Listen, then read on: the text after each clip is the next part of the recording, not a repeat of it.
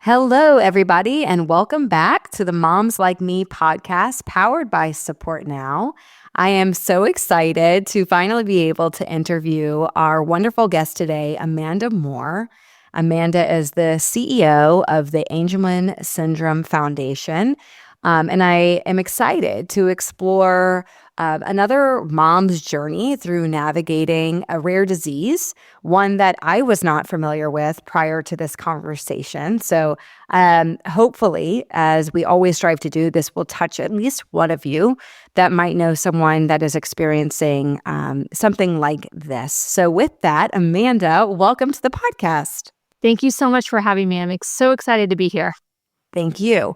Amanda, for people that don't know you and your story, I'd love for you to start by sharing a little bit more about you and your background. Yeah. So I always love talking and sharing the story because I'm a true believer in like divine intervention and like you're at where you're supposed to be for some particular reason. And while you're in it, you may not get the reason why, but you can look back and be like, oh, that makes sense. The reason I'm on this podcast, obviously, is my affiliation with Angelman syndrome. And it's very, very important to me because my beautiful son, Jackson, who is 9, has Angelman. But even before that, I've always wanted to be a mom. It was always something that I knew, didn't have any doubt in my mind that it was something that I wanted in my life. And my husband and I tried on our own for 4 years and did everything we possibly could, fertility, all that fun stuff. And it just wasn't in the cards for us. And so we decided to go the adoption route. As we started, filling out all the paperwork and doing all the things and waiting and praying and, thinking about what our lives were going to be like when we finally were parents, we had to do a lot of waiting, even again. And so we finally got connected with a birth mom who was pregnant with twins. And we were very blessed to be able to be with her from the journey of when she was 6 months pregnant on. We were in the delivery room. We were a part of the whole process. The boys came out, Baden and Jackson came out completely, normal, no health issues. We were in the hospital for 48 hours and home and looking at each other like, dear Jesus, what did we get ourselves into? But I will say— Little did you know. No, little did we know, right? I mean, we didn't know any better because we didn't have kids. So we're like, twins, well, we can do this. Sure. But, early on, both the boys had a lot of feeding issues, which we kept being told were they were twins. So that's probably not abnormal. But then we started seeing Baden start kind of excelling much more, at a rapid rate than Sweet Jackson. And we're like, something's happening. So early on, we went to the doctors and we begged for answers. And like a lot of our families and a lot of people within the rare disease space, period, you get a lot of this, well, it's a waiting game. Well, let's just wait. It's just developmental. Like, let's just see. Let's get him an early intervention. Let's do some therapies, but let's just wait. And so it was constant waiting. It was doing all these different tests outside of actual genetic testing. And, we just kept pushing for, as every mom and dad did, we just kept pressing for answers and to what was happening. And the delay kept getting worse and worse. And so, we were in therapies and in early intervention. And one weekend, Jackson just didn't seem right. And when he was crawling, he kept falling over. So we thought he had an earache. Took him to urgent care, and the doctor at urgent care looked at him and said, your son is having a seizure. We need to get him to the hospital. And I'm like, I had never seen seizures before. Like, all I knew of seizures was the grand mal shaking and really scary looking seizures. I didn't know that there were different types of seizures. So we rushed him to the emergency room. He was having 60 seizures a minute. I mean, it was pretty aggressive. And then finally, there was a young fellow there, and he's like, this EEG looks a lot like an EEG I saw in my book, and one little chapter, one little paragraph about Angelman syndrome. Like, has anybody tested you for Angelman? I'm like, we can't get anyone to do a genetic test. And they're like, well, we need to do a genetic test. And so it was the first time I heard the word Angelman for sure. And of course, as many moms will tell you, when you hear those words or hear, something, I can still remember like what was in the room, the smell of the room. It almost like I came out of my body and looked down at myself holding Jackson and just being terrified. And then, we had to do the waiting game. And 2 weeks later, we found out he did have Angelman. Now, his brother doesn't, but he does. And once we got the news, I think I went into the shower and I cried for a while. And then I immediately picked up the phone and called the Angelman Syndrome Foundation. And I said, what can I do? Like, I need to know everything I can, but like, I need to like get engaged. And so literally a week after diagnosis, I joined the Angelman Syndrome Foundation board just to figure out how I could support and learn and figure out a way to cure Angelman syndrome for my son. And then a year later, they asked me to take over as the CEO. So I've been doing that for about 6 years. So when they said Angelman, you did not know what that was, right? So it was what you were reacting to was this a diagnosis that you knew was rare, you never heard of before. So you kind of instinctively knew this was going to be a long road. For those that don't know what Angelman is, what is a simple way of explaining it to somebody? Yeah, so basically it's some sort of deletion mutation of this one protein within the 15th chromosome called UBE3A. And there's 4 different kind of subtypes of it, but Jackson has the deletion positive. So that means he has the deletion of it, and he's just missing UBE3A. And what that presents as is severe developmental delays, seizure. He's nonverbal.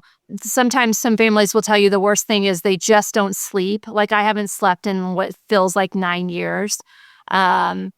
And so those are kind of the overarching major symptoms. And you're right. I had actually never really heard of many rare diseases, period, because it wasn't part of my scope of life. It's not something I had ever experienced before. And so when I heard Angelman syndrome, the doctor there was like, don't Google it. Go to Angelman Syndrome Foundation. But the doctor also told me my son would never walk, never talk, never really show love, emotion, and all these things that he wouldn't do, that he's doing most of those things now because most of kids with Angelman will defy you if you tell them you can't, right? But yeah, early on, no, I had no clue. I'm so curious. You mentioned something earlier, and I hear this pretty often from rare disease mamas around how doctors typically handle situations like this, where let's wait and see. I think that they do it from a good place. They're cautiously optimistic. All babies develop at their own pace. They don't want to panic the parents anymore. And I find that these moms, they have this like guttural feeling that something is truly off. And excuse my ignorance, what is the downside of getting genetic testing done earlier in the process? Because part of my goal in asking this question is, if a mom out there is listening to this and they're like, I feel like something's off, can they advocate early, talking early months, to say, no, I want this test done. I want to do genetic testing? I wish I had a simple answer for that, because even now being in this role and working with clinicians across the world, understanding the hesitance of doing actual genetic testing, sometimes it comes down to dollars and how much it costs, and whether a doctor, if a doctor doesn't feel like there's reason behind it, sometimes the coding or whatever it may be, it can just come down to that.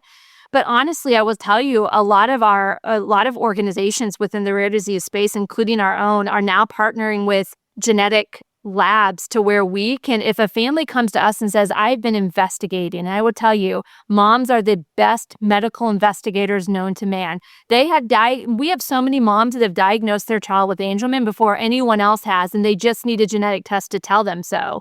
We can get them connected to get genetic testing for free, and which is, a super barrier. But I wish I had a perfect answer for you, but I haven't been able to figure out the why behind people are being so hesitant to doing that. I mean, they did MRIs, they did EEG, they did things that were just as expensive to rule out things with Jackson before they did a genetic test. It's just interesting to me. That's all. It doesn't come from a place of, well, because nothing is as simple as it seems, right? And again, rare disease, I think one of the things I'm also picking up on is that it's so hard to advocate for your kid when you don't really know what you're advocating for, especially for you as a first-time mom. Truly, the only thing you were comparing him to was his twin brother. And so that adds a level of complexity and stress to the situation because you don't have a degree. You don't hear, you didn't go to medical school. I'm also really curious, and this is a strange question to ask. Where does the name Angelman syndrome come from? It's such a well-named It's perfect, right? disease, and I feel like that's got to help so much in helping moms find a diagnosis because it's just you can search it. It can be easily spoken. It can be easily remembered. Where does the name emanate from? So it's interesting. It originally was called the happy puppet syndrome because our kiddos flap and they have a movement disorder. So it literally, they called it the happy puppet syndrome. But the guy who discovered kind of the first patient or saw the first patient with possible symptoms of Angelman syndrome, his name was Harry Angelman. And so he's the one who actually named it the happy puppet syndrome. He was in the UK. And then a geneticist here in the States started seeing some of the same characteristics, got a hold of Harry Angelman's first paper about the one patient he saw with happy puppet syndrome. And they formed a beautiful friendship and they started finding more people that had these. And then he petitioned to have the rare disease changed from happy puppet syndrome to Angelman syndrome, which I'm so glad that he did. But yeah, so it's named after the researcher, the geneticist that originally saw the first patient. Wow. So Amanda, you talked a little bit earlier around your initial reaction. It sounds like you took about 2 minutes to grieve before you decided to go into this mode. I would call it overfunctioning, where you just want to do anything and everything to help make it better. And I would imagine you've had a lot of years of reflection. Is there any piece of advice that you would have for a mom that's maybe just got this diagnosis that maybe you wish you would have told yourself earlier on in the process? Yeah, when I talk to new parents, I always, try to tell them that it's a simple thing to say, but it's literally there are far more better days with Jackson than there are bad days. Every parent has rough days with their kiddos. Ours just may look a little different because it's medically complex disease that, can impact our kiddos in so many different ways. But what I would say is, even 6-7 years ago when I started the position, there wasn't a lot of hope on possible treatments or therapies or standards of care on how to really, really work to give your child the best quality of life that they can find. And it's vastly changed. There are so many. Our community is incredibly involved and incredibly supportive and strong. We have multiple clinical trials happening right now. We know the way to treat a lot of the symptoms of Angelman. So even though getting that diagnosis is nothing that anyone wants for their child, I can promise you that you're coming into an organization or into a community that is well supported, well loved. And as much as I don't try to sugarcoat, but I have to say, there are so many things about Jackson that I pray a therapy doesn't change, because the love and the joy and the simplicity that he brings to life and brings to our family is something that no one else can, Baden, my sweet Baden can't do that. I mean, he's already ruined by video games and not ruined, but he has all that. Jackson looks at everything in his life with such immense joy, no judgment, just love and kindness. And we can so much learn from that. And so looking through things through his perspective and his eyes has brought a different level to our family that we would have never experienced without him. What a beautiful perspective. And again, just a wonderful example of how maybe life doesn't look exactly the way you thought it would. And that still doesn't mean that there won't be blessings along the way.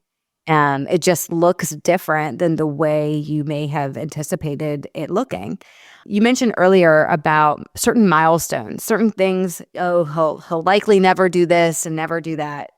And it sounds like he has truly defied the odds. Can you tell us a story around maybe something he's done and just what that felt like, and that emotion that came with, wow, he did it?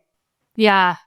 I mean, I think most families will tell you the first time our children take a step and walk is a moment you'll never forget. I mean, they have to. Jackson's been in, physical therapy since he was very, very, very young. And watching him for years and years try to pull himself up, try to take a step and fall, work with his gait trainer. He had this hot pink walker that was given to us that he would just stroll around church, the mall, whatever, so proud that he was actually doing that. But I remember it was one Sunday night, we were all sitting in the family room. Baden was there, my husband was there, and we were all just playing. And Jackson pulled himself up on the couch, and he loves his twin more than life himself, and back and forth. This is when I get emotional. Their relationship will be one that will, I mean, if anything, Jackson has been successful because of Baden, and Baden is the boy that he is because of Jackson. But he wanted so much to get to his brother, and he pulled himself up on that couch and just walked over to his brother and gave him the biggest hug. And literally, you would have thought, I don't even know how to compare it, because I don't know if there's a comparable moment. But from that point on, he just was walking, and he was so proud of himself and so happy. And we were, it just was one of those moments. And every milestone he hits, it can be small. Like the other day, he finally went to the bathroom and the toilet by himself. And literally the whole house is up and upwards. You think it's simple things, but it means the world to us as families, and to him to have that dignity to where he can go to the bathroom on his own now, right? So there's every moment comes with him working his butt off to get to it. It also comes from mom and dad working their butt off to take him to therapies, to do things. It comes from Baden losing out on mommy and daddy time because they're doing A, B, and C with Jackson. So everybody in the family unit deserves to celebrate and be a part of that success, because it's quite remarkable. I'll never forget that moment, for sure. That's such great advice around acknowledging your own successes. I find that moms in particular, we're so quick to give credit to other people, and we are the last to show respect to ourselves and the effort. You said it earlier, from the research and the diagnosis to the therapies, and just the way that moms' minds spin and spin All the and time. spin all the time. Are there any rituals that you and your husband have implemented so that you can say, look at what we've done, that you can feel good about and reflect on, and to give yourself that boost of confidence? Oh gosh, I wish there was some that we did for ourselves.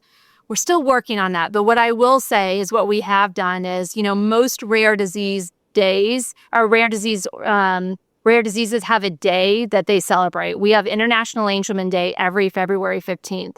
Well, we've made a tradition since the diagnosis to where we have an International Baden Day, and that he gets a day a year to where we lift him up. We celebrate what he has done and how he has supported his Bubba, his mommy and daddy, and everything. So in my opinion, yes, we have a lot of work to take care of ourselves. I mean, we could do a whole other podcast on the plight of caregivers, because it is hard.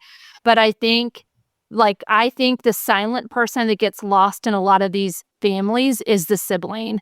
And so we try really, really hard to lift him up on that day. And he gets spoiled beyond belief on that day. And he looks forward to it. He knows it's coming. And I love that. So That is a really, really cool idea. That's a very, very cool idea. Amanda, you have such a positive spirit about you. And you kind of alluded to it just now. Are there still moments of why us? Why me? Why him? Oh, all the time. I mean, I think, those moments hit in weird times now, though. I think that at the beginning it was a lot more. I mean, there was a lot of, in the 2 weeks of not knowing if it was for sure Angelman, there was a lot of bargaining with God, right? Like, if you don't have it be this, I'll do this. Or, like, you know what I mean? Like, it's just, you're desperate. But, the moments are a little bit far in between now, but I'll find myself watching Baden play soccer, and it will hit me that Jackson will never play on a soccer team with his brother.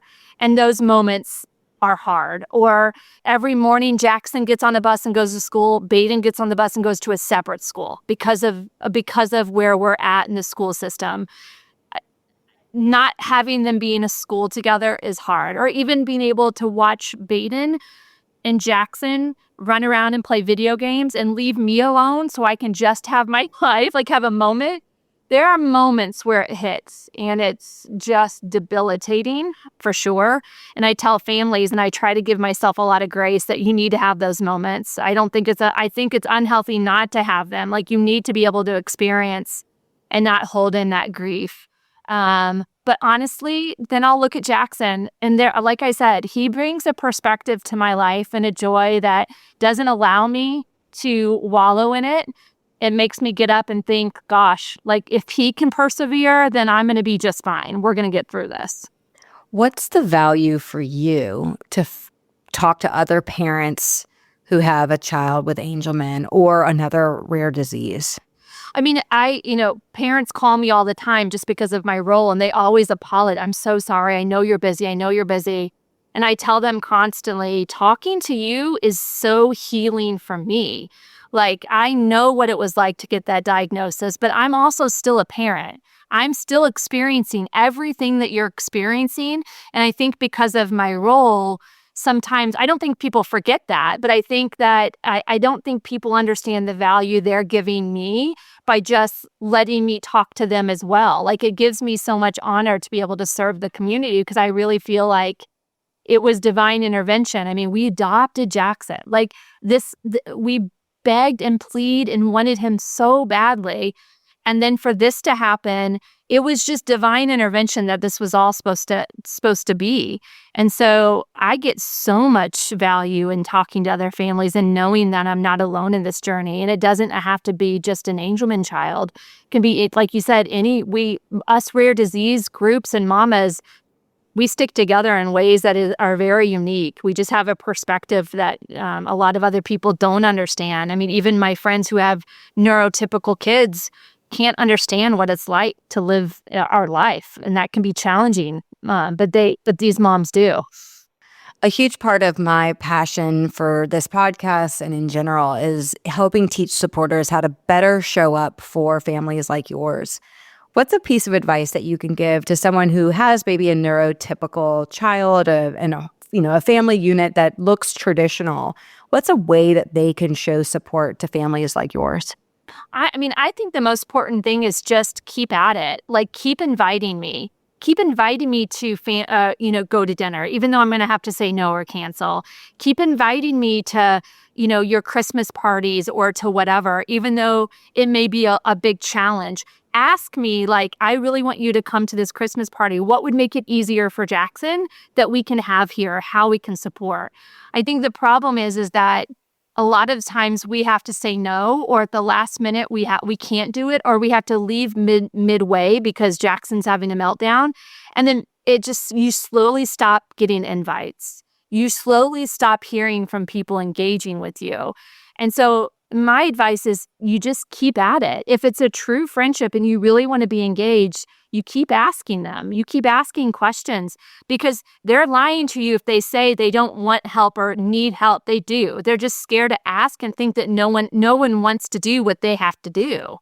So I think just keeping at it and showing up and keep asking and inviting is so important. Amanda, if there are, where's the best place or places for people to find out more about Angelman or you and your family? Where should they go?